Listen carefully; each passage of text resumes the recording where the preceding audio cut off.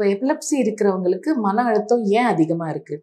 ஒன்று, கொஞ்சம் ஃப்ரீக்வெண்ட்டான சீஷர்ஸ் வரவங்களுக்கு, அதாவது ஆன் அ டெய்லி பேசிஸ் இல்லை ஒன்ஸ் இன் 2-3 டேஸ் வரும்போது அவங்களால நிறைய ஃபங்க்ஷன்ஸ் ரெகுலராக பண்ண முடியாது. அவங்களோட ரொட்டீன் ஆக்டிவிட்டீஸ் பாதிக்கப்படுது. டிரைவ் பண்ண முடியாது, அன்டைம்ல எங்கேயும் வெளியில போக முடியாது, தூக்கத்தை கரெக்டாக மெயின்டைன் பண்ணணும். இந்த மாதிரி நிறைய ரெஸ்ட்ரிக்ஷன்ஸ் அவங்களுக்கு இருக்கு. ஸோ அப்படி இருக்கும்போது அவங்க ஏஜ்ல இருக்கிறவங்க பண்ணக்கூடிய எல்லா ஆக்டிவிட்டீஸையும் அவங்க பண்ண முடியாது. அது ஒன் மேஜர் ரீசன்ஸ். ரெண்டாவது, ஒரு சோஷியல் மீட்டிங்லயோ சோஷியல் கேதரிங்லயோ ஒரு ஃபிட் வரும்போது அந்த எபிசோட் நடந்து முடிஞ்சு அதனால மற்றவங்களுக்கு தனக்கு இருக்கிற நோய் தெரிஞ்சதுன்னா அதனால ஏற்படக்கூடிய ஒரு மன அழுத்தம்.